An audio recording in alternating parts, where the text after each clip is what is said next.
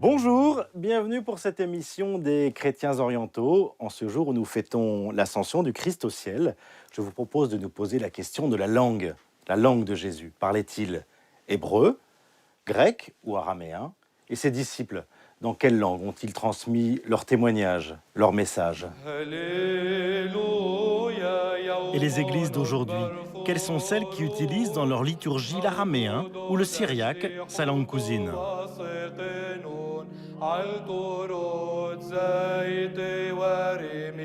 L'araméen a été parlé et utilisé dans des régions qui sont aujourd'hui l'Iran, la Turquie, la Syrie, le Liban, l'Irak, la Palestine ancienne et jusqu'en Irak du Sud. Donc toute la région véritablement du Proche-Orient.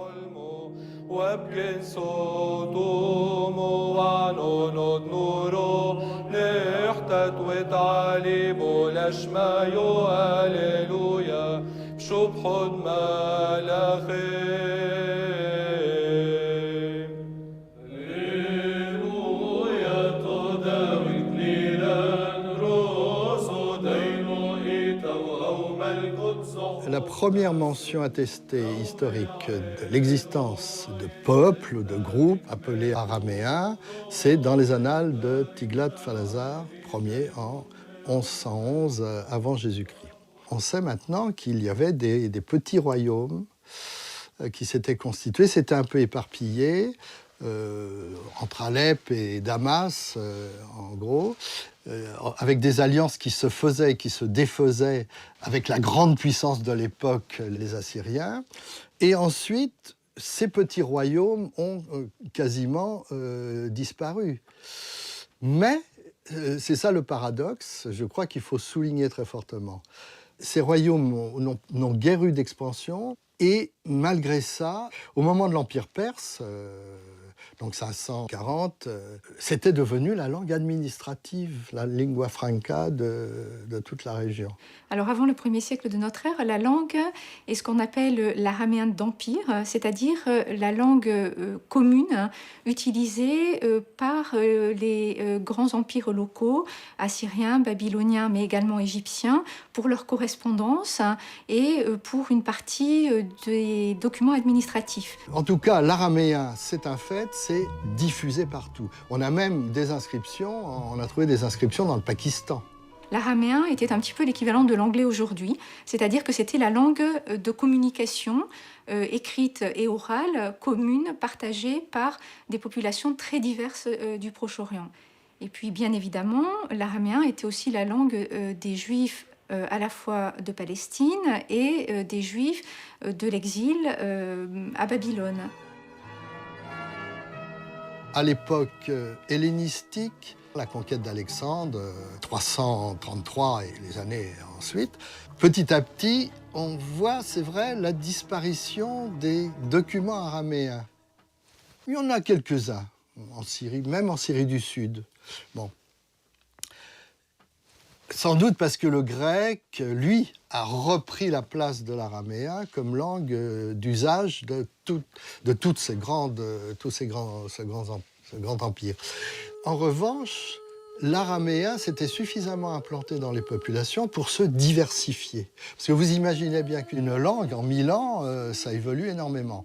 Et cette évolution a produit des langages locaux, des langues locales, qui d'ailleurs se sont manifestées dans des écritures locales. C'est l'ancienne écriture araméenne qui commence à se fixer en caractères plus rigoureux. L'écriture d'Édesse autour de 180, 200.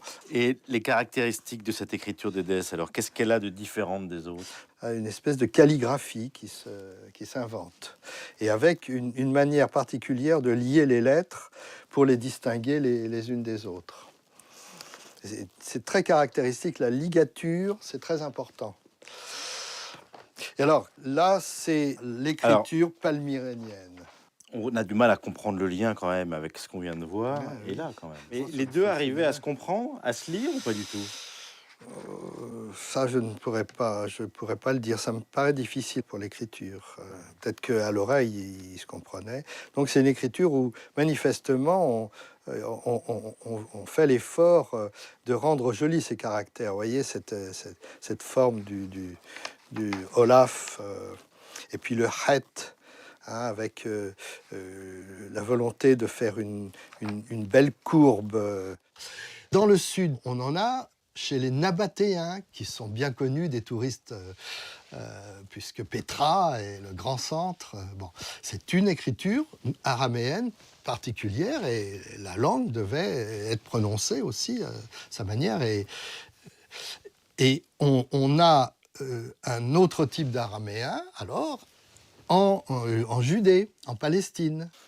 Il faut vous montrer quand même le développement en Palestine à l'époque byzantine. Ça, c'est typique de l'écriture christo-palestinienne. On a l'impression que c'est comme quand nous apprenions à écrire entre deux lignes. C'est exactement ça. Donc il n'y a pas de majuscule ou de minuscule? Alors, si, il y a parfois des majuscules pour commencer un chapitre. C'est une des caractéristiques. Une lettrine. Une lettrine, au fond. Tout à fait à l'autre bout, en Mésopotamie, donc à Atra, je peux vous montrer un exemplaire d'écriture que j'appelais un peu nouille. C'est ça. Ah oui, donc là on est très très très droit et... Ah oui, c'est du atréen. C'est très difficile à lire d'ailleurs. On a l'impression que c'est toujours des bâtons qui se succèdent. Voilà.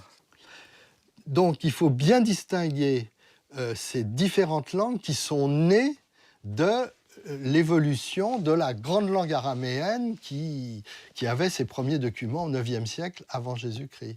Donc on arrive au bout de 1000 ans d'évolution, on arrive à des pôles araméens. Vous voyez, Hatra, Édesse, Palmyre, Pétra, Jérusalem, Palestine, je résume.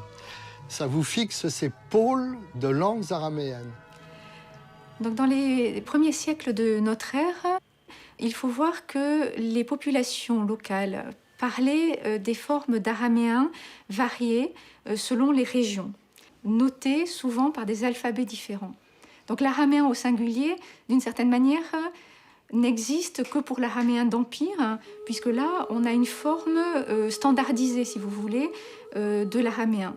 Mais à côté de cet araméen d'Empire, on a toutes sortes d'autres formes d'araméen. Et évidemment, la langue de Jésus, c'est la question qui se pose. La langue de Jésus et des apôtres. Finalement, on ne sait pas très bien. Ce qui est sûr, c'est qu'à Jérusalem et en Palestine, on parlait le grec, évidemment, à cette époque, évidemment le grec. L'hébreu était certainement en usage. Là, il n'y a aucun doute là-dessus. C'était la langue religieuse. Et l'araméen, qui était la langue parlée par tout le monde. Donc, il est très possible que Jésus parlait les trois langues. Et il connaissait l'hébreu, le grec et l'araméen. Alors, quelle trace avons-nous de la langue qu'il parlait?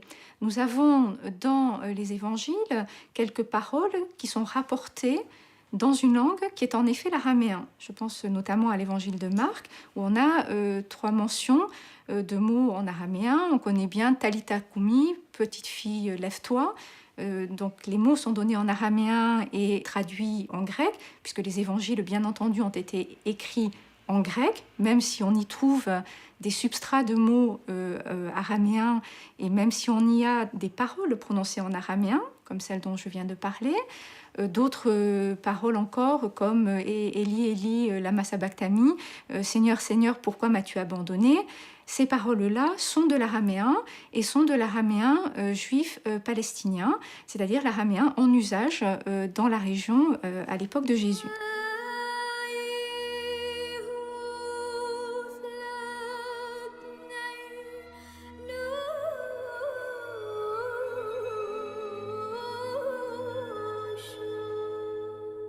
Quand Jésus était à la synagogue, on pourrait penser qu'il parlait l'hébreu. Et les textes, bien entendu, étaient lus en hébreu, les textes de la Bible. Mais on sait très bien qu'à cette époque-là, on interprétait l'hébreu en araméen. Très souvent, on lisait une ligne en hébreu et on en faisait la traduction en araméen et l'interprétation en araméen. Ça va au-delà de simplement la traduction. Pour les fidèles qui ne parlaient pas l'hébreu. L'hébreu était déjà la langue des prêtres, la langue des savants, mais n'était plus la langue du peuple, ou de manière très marginale. Au fond, c'est ce que nous faisions, nous. En tout cas, moi, j'ai connu ça quand on célébrait en latin et puis que l'on traduisait en français. Je pense que c'est un peu cette situation-là. Est-ce que c'est une comparaison valable? Oui, je pense. C'est une comparaison qui doit rester partout. 5-6 siècles après, c'est le même développement qui s'est produit. Quand les gens dans l'Église lisaient en grec, ils traduisaient en araméen, parce que c'était toujours la langue de la Palestine.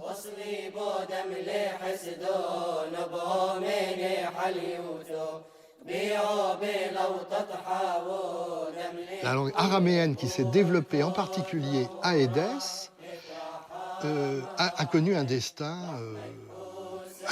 immense.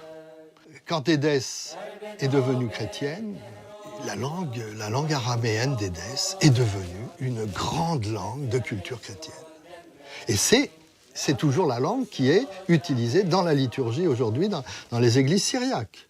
C'est un destin inouï, inimaginable. Ce petit royaume qui était sous la coupe romaine, petit vassal, est devenu la source de la très grande littérature syriaque. Alors là, tous les grands écrivains, Éphrem et toute la culture syriaque ensuite, qui a eu un destin immense jusqu'en Inde. Ce qui est certain, c'est que la christianisation de la Mésopotamie du Nord, puis de la Syrie et la christianisation des régions à l'est de l'Euphrate a fait de l'araméen d'Édesse une langue de communication.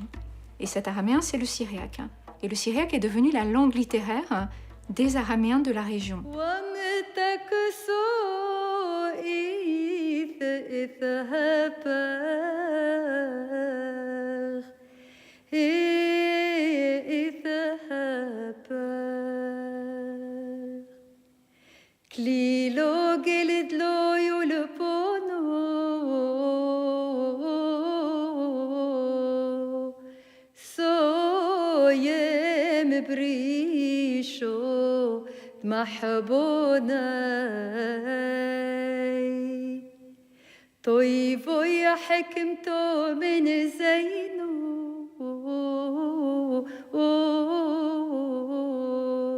On peut se poser la question de savoir si l'araméen parlé par Jésus est la langue qui est actuellement encore parlée par des communautés chrétiennes, notamment les communautés syriaques. Donc il faut être très clair sur cette question. L'évangélisation d'Édesse, avec la production ecclésiastique, encore une fois, théologique, poétique, qui en a été faite, c'est faite dans la langue d'Édesse. C'est l'araméen d'Édesse, c'est le syriaque. Ce n'est pas la langue de Jésus. En revanche, l'évangélisation en Palestine s'est faite dans la langue de Palestine. C'est l'araméen de Palestine, qui n'est pas le syriaque. Jésus n'a jamais parlé syriaque. Il a parlé l'araméen de Palestine qui était parlé par les Juifs de son époque, c'est-à-dire du judéo-araméen. Le syriaque, c'est la forme d'araméen de Mésopotamie du Nord qui est devenue la langue de culture des chrétiens de langue araméenne. Alors c'est vrai que la facilité de compréhension entre ces groupes était grande, oui, c'est certainement. Mais ça reste des langues et des écritures différentes.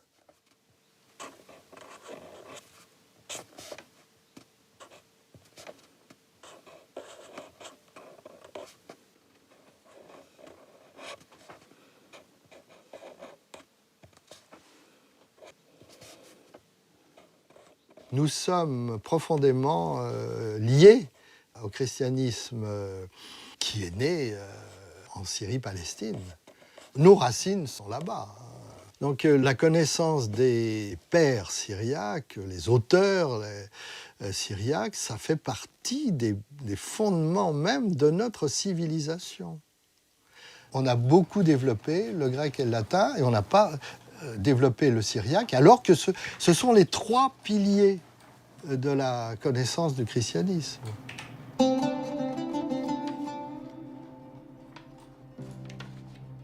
Tout près de Beyrouth, au Liban, le monastère syriaque catholique de Charfeh conserve une des plus importantes collections au monde de manuscrits syriaques. Une équipe est dédiée à la conservation et la numérisation des manuscrits. Avec Alain de Remaux et Muriel Debier, entre autres, ils ont constitué un groupe d'études et de recherche franco-libanais sur le contenu de ce patrimoine. Le but est de restaurer ces ouvrages qui ont plusieurs siècles pour les mettre à la disposition des chercheurs. Depuis de nombreuses années, Monseigneur Dipp est le gardien de ce trésor dont le contenu est très varié. C'est dans ses livres qu'est conservée la mémoire de l'Église syriaque.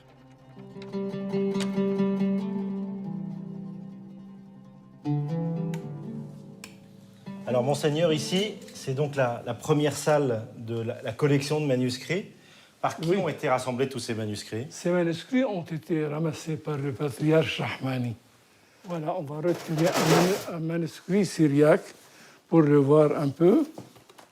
Nous avons des manuscrits, soit en syriaque, soit en arabe, soit en karchouni, c'est-à-dire manuscrits arabes écrits dans des lettres syriaques. Ça fait l'exégèse, enfin l'explication des évangiles. Vous qui avez veillé à ces manuscrits pendant toutes ces années, comment est-ce que vous considérez ces manuscrits? Enfin, je les considère comme notre richesse, comme notre histoire, notre culture, notre foi, notre existence. C'est notre vie. Leur richesse, c'est dans leur contenu. Enfin, ils parlent de notre liturgie, de nos pères et des travaux qu'ils ont faits, des grands poètes comme Saint-Éphrem, Isaac de Ninive, Isaac d'Antioche, Jacques de Sarouge, etc. Nous avons leurs écrits ici, chez nous, écrits dans notre langue originelle, que nos pères ont employé, qui a duré des siècles et des siècles pour apporter une civilisation.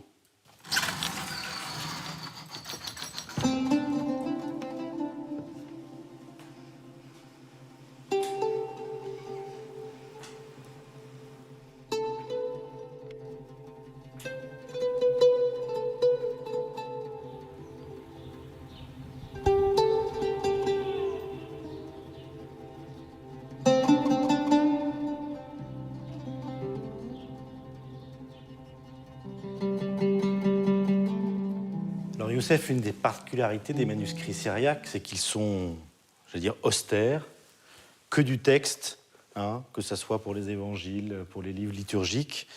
On est dans un autre monde que les manuscrits, par exemple, arméniens, qui sont très enluminés.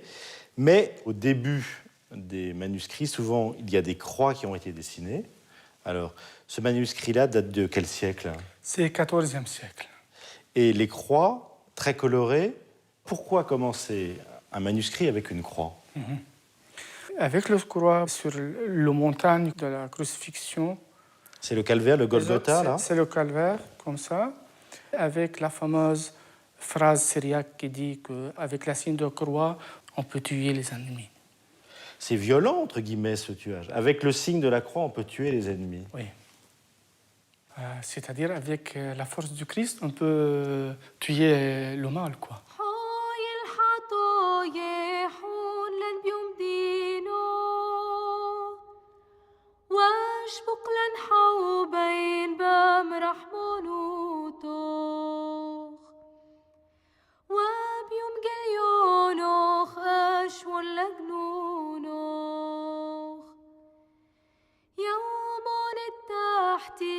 Il est vrai que les manuscrits syriaques laissent moins de place à l'illustration que ne le font les manuscrits byzantins ou les manuscrits arméniens. Il est possible que cela tienne à la forme sémitique de ce christianisme, où ce qui est important, c'est l'écriture. C'est ce que véhicule l'écriture, beaucoup plus que ce que véhicule l'image en tant que telle. On est dans un monde où l'image est toujours potentiellement suspecte.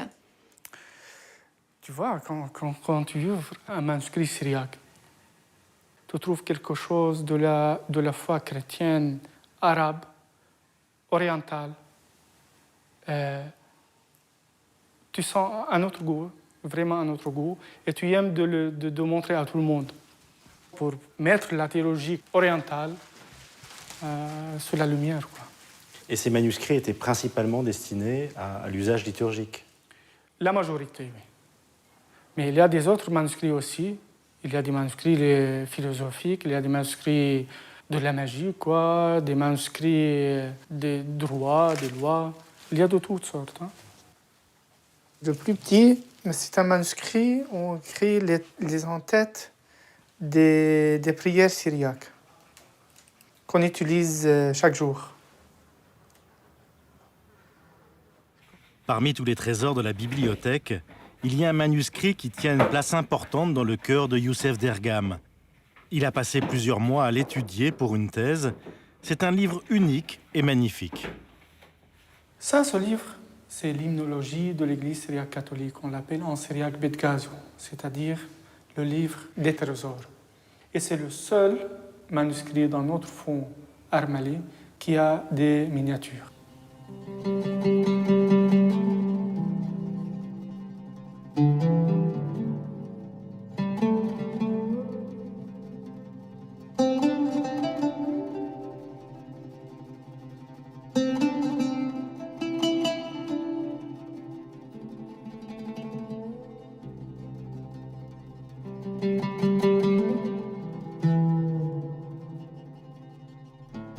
Cette miniature, par exemple, c'est Jonas. Et là, il y a Saint-Ephrem. Il était un bébé avec une arbre qui sort de sa bouche et il y a des oiseaux qui entrent dans cet arbre. C'est la première fois qu'on voit Saint-Ephrem comme un bébé.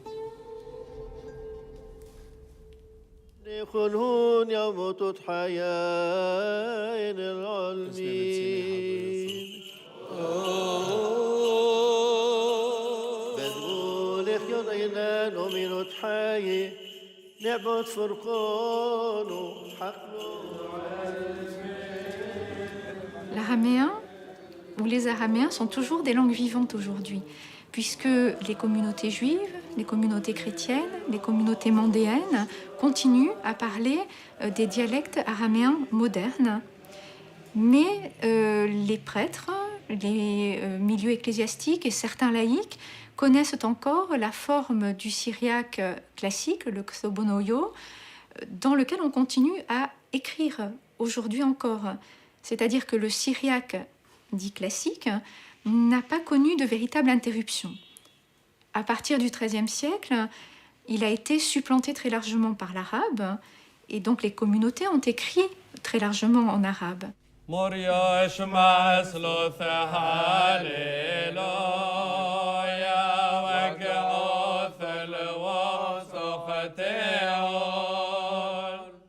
Les églises qui utilisent le syriaque comme langue liturgique sont aujourd'hui les syro-orthodoxes et les syro-catholiques qui ont conservé très largement le syriaque comme base de leur liturgie.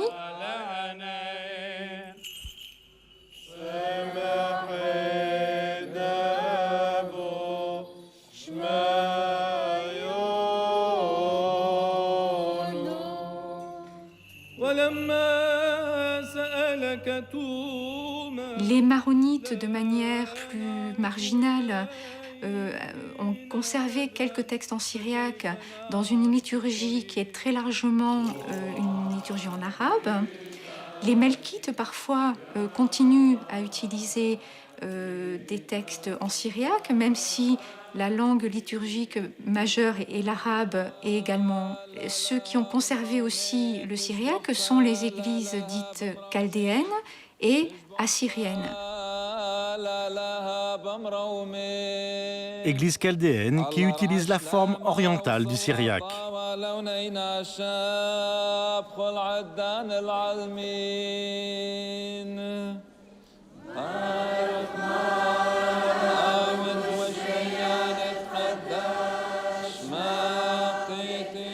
églises qui aujourd'hui, numériquement, sont les plus nombreuses à utiliser le syriaque se trouvent non pas au Proche-Orient, mais en Inde du Sud-Ouest, dans la région du Kerala, des régions qui auraient été évangélisées par saint Thomas et qui ont conservé donc cette tradition syriaque bien vivante. Et les églises syro-malabar et syro-malankar utilisent très largement le syriaque comme leur langue liturgique. Ces populations qui n'ont pas d'autres langues communes tendent à revenir au syriaque pour la conversation courante entre des groupes qui, autrement, ne partagent pas d'autres langues vivantes communes.